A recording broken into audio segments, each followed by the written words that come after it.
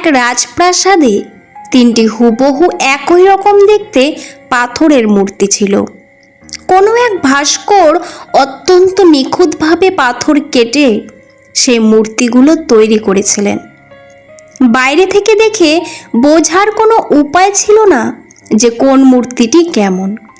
রাজা সেই মূর্তিগুলোর আসল রহস্য বা পার্থক্য জানতে চাইলেন। তখন এক জ্ঞানী পণ্ডিত রাজসভায় এসে একটি সরু সোনার তার নিলেন এবং মূর্তিগুলোর পরীক্ষা শুরু করলেন।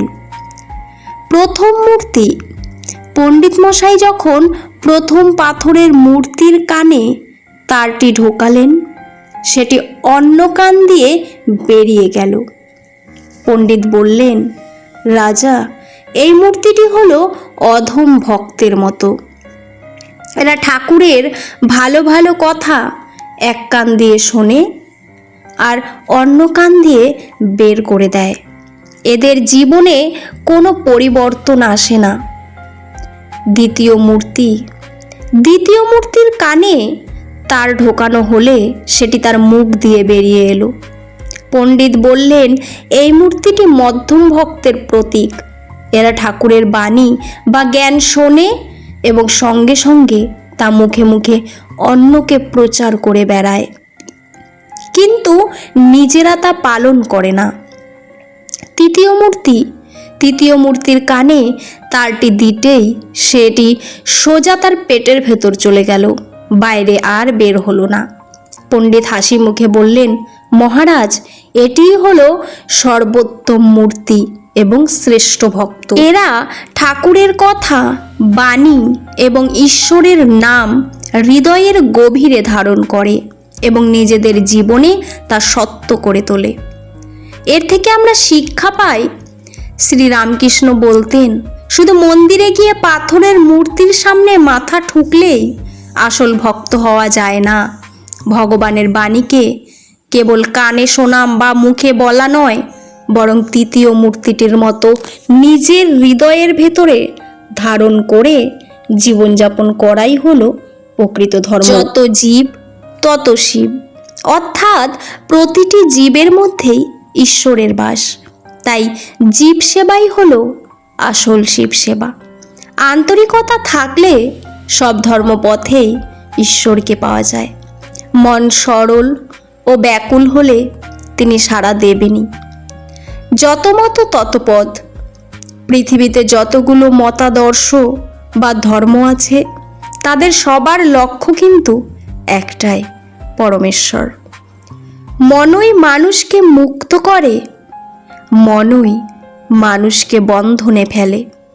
তোমার মন যেমন চিন্তা করবে, তোমার জীবনও ঠিক তেমনই গড়ে উঠবে। টাকা মাটিতে, মাটি টাকায়। টাকা পয়সা বা ধন সম্পত্তি ক্ষণস্থায়ী। তা কখনোই মানুষের আত্মিক শান্তি দিতে পারে না। ঘি খেতে হলে একটু কষ্ট করতে হয়। সাধনা বা কঠোর পরিশ্রম ছাড়া জীবনে কোনো বড় বা মহান জিনিস অর্জন করা যায় না। কাঁচা আমি আর পাকা আমি। আমি বড় লোক, আমি জ্ঞানী, এই অহংকার হলো কাঁচা আমি, যা মানুষকে ডুবিয়ে দেয়। আর আমি ঈশ্বরের দাস বা সন্তান, এই ভাব হলো পাকা আমি। লুকিয়ে পাপ কাজ করো না, কারণ যেখানে কেউ নেই সেখানেও ঈশ্বর আছেন। নিজের বিবেকের কাছে সব সময় পরিষ্কার থাকা উচিত। কাউকে অতিরিক্ত ভালোবেসে ফেললে উপহার হিসেবে কেবল চোখের জল আর অবহেলাই পাওয়া যায়। পৃথিবীর সবচেয়ে বড় দূরত্ব হলো পাশে বসে থেকেও কারোর মনের ভেতরে নিজের জায়গা না পাওয়া। মানুষ কখনো বদলায় না, শুধু সময়ের সাথে সাথে তাদের অভিনয় করার মুখোশটা খুলে যায়। সবচেয়ে বেশি কষ্ট তখন হয় যখন নিজের খুব কাছের কোনো মানুষ অন্য কারোর হয়ে যায়। ভরসা এমন একটি জিনিস যা তৈরি হতে বছরের পর বছর লেগে যায়, কিন্তু ভেঙে যেতে 1 সেকেন্ডও লাগে না। আজকাল একা থাকাটা কোনো একাকিত্ব নয়, বরং স্বার্থপর মানুষের হাত থেকে বেঁচে থাকার একটা শান্তি। তুমি যার জন্য কাঁদছো সে হয়তো অন্য কারোর মুখে হাসি ফোটানোর জন্য ব্যস্ত রয়েছে। কিছু কিছু অতীত মানুষকে ভালো থাকতে দেয় না, আবার ভুলেও যাওয়া যায় না। সারাদিন চলার পথে যদি কোনো সমস্যার সম্মুখীন না হও, তাহলে বুঝবে তুমি ভুল পথে চলেছ। কঠিন সময় কেটে যাবে, কিন্তু শিক্ষা থেকে যাবে। আজকের ধৈর্য আগামীতে আলো দেখাবে। চেষ্টা কখনোই ছাড়া উচিত নয়, কারণ চাবিগুচ্ছের শেষ চাবিটাও কিন্তু তালা খুলতে পারে। তোমার ভবিষ্যৎ পরিবর্তন করতে পারবে না, কিন্তু তোমার অভ্যাস পরিবর্তন করতে পারবে। আর নিশ্চিতভাবেই তোমার অভ্যাসই তোমার ভবিষ্যৎ বদলে দেবে। যদি তুমি সূর্যের মতো উজ্জ্বল হতে চাও, তাহলে প্রথমে তোমাকে সূর্যের মতোই পুড়তে হবে। যদি তুমি কোনো কাজে ব্যর্থ বা ফেল হও, তবে কখনো হাল ছেড়ে দিও না, কারণ ফেল শব্দের আসল অর্থ হলো ফার্স্ট অ্যাটেম্পট ইন লার্নিং বা শিক্ষার প্রথম ধাপ। যদি কোনো প্রশ্নের উত্তর না অর্থাৎ নো পাও, তবে হতাশ হয়ো না, কারণ এই নো শব্দের অর্থ হলো নেক্সট অপরচুনিটি বা পরবর্তী সুযোগ।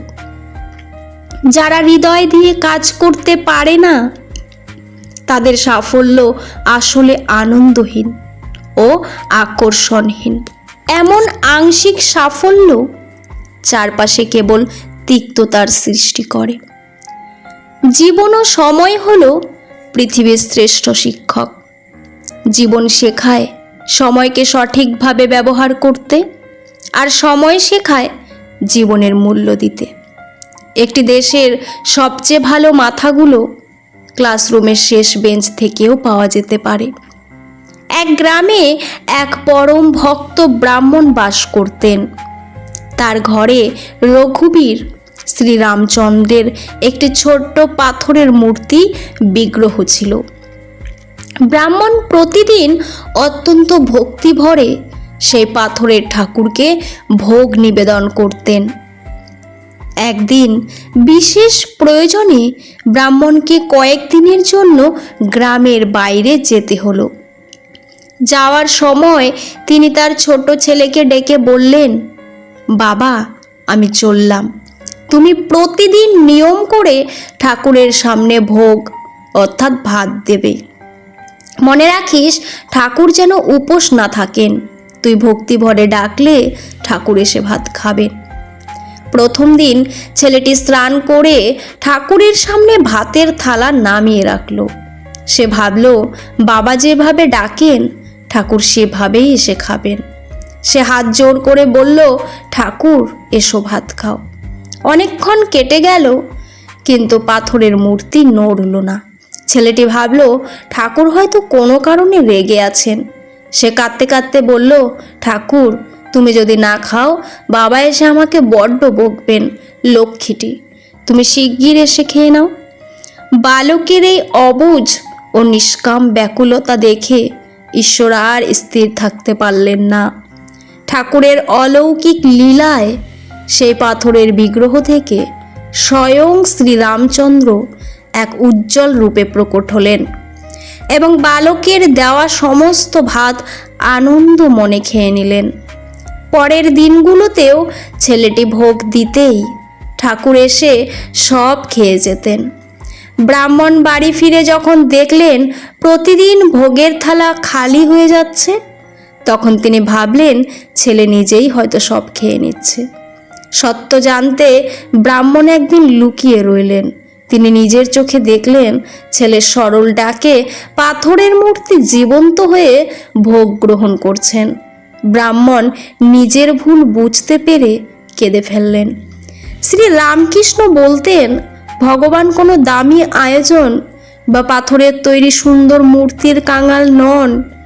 মানুষ যদি সরল মনে এবং শিশুর মতো ব্যাকুল হয়ে ডাকে, তবে জড় পাথরও চিদানন্দময় হয়ে ওঠে এবং ঈশ্বর সেই ভক্তের ডাকে সাড়া দিতে বাধ্য হন। আপনি যদি গরিব হয়ে জন্ম নেন, তবে তা আপনার ভুল নয়, কিন্তু আপনি যদি গরিব হয়ে মারা যান, তবে তা আপনার ভুল।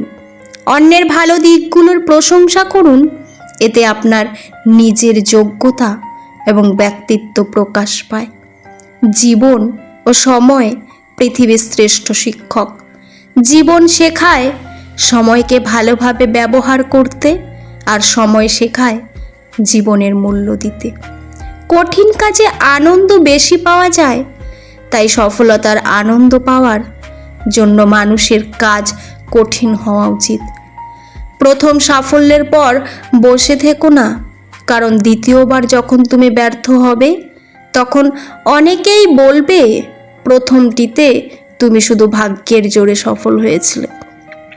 যারা মন থেকে কাজ করে না, তারা আসলে কিছুই পায় না, আর পেলেও সেটা হয় অর্ধেক হৃদয়ের সফলতা।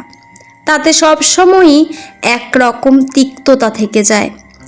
তরুণ প্রজন্মের কাছে আমার বার্তা হলো, তাদের ভিন্নভাবে চিন্তা করবার সাহস থাকতে হবে, মনের ভেতরে আবিষ্কারের তাড়না থাকতে হবে, নিজের সমস্যা নিজে মেটাবার মানসিকতা থাকতে হবে।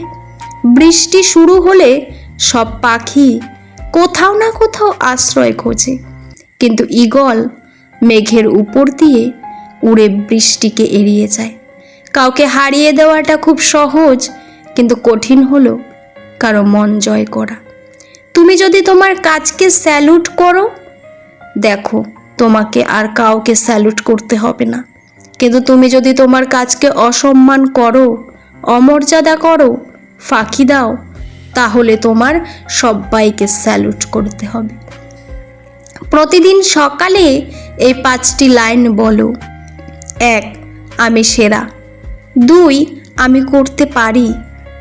3. সৃষ্টিকর্তা সব সময় আমার সঙ্গে আছেন। 4. আমি জয়ী। 5. আজ দিনটা শুধুই আমার। 3 জনই পারেন একটি দেশ বা জাতিকে বদলাতে। তারা হলেন বাবা, মা ও শিক্ষক। জীবনে সমস্যার প্রয়োজন আছে। সমস্যা আছে বলেই সাফল্যে এত আনন্দ। জগতে যারা বড় হয়েছেন, তারা কেউ একদিনে সফল হননি। স্বপ্ন সেটা নয় যা মানুষ ঘুমিয়ে দেখে, স্বপ্ন সেটাই যা মানুষকে ঘুমোতে দেয় না। আমাদের জীবনেও এমন একটি স্বপ্ন থাকা উচিত যা আমাদের প্রতিদিন সকালে বিছানা থেকে টেনে তুলবে। মনে রাখবেন, জীবনে বাধা আসবেই। ব্যর্থতা হলো সফলতার একটি অংশ মাত্র। যে মানুষটি কখনোই ভুল করেনি, সে আসলে নতুন কিছু করার চেষ্টাই করেনি। তাই ভুল বা ব্যর্থতাকে ভয় না পেয়ে তা থেকে শিক্ষা নিয়ে আবার নতুন করে শুরু করতে হবে। সবশেষে বলবো, নিজের ওপর বিশ্বাস রাখুন, কঠোর পরিশ্রম করুন এবং ধৈর্য ধরুন। আপনার আজকের ছোট্ট ছোট্ট পদক্ষেপই আগামী দিনে বড় সাফল্যের পথ তৈরি করবে। পুরো ভিডিওটি দেখার জন্য আপনাদের অসংখ্য অসংখ্য ধন্যবাদ। ভিডিওর শেষে জয় শ্রীকৃষ্ণ লিখতে ভুলবেন না। ভালো থাকবেন। ধন্যবাদ।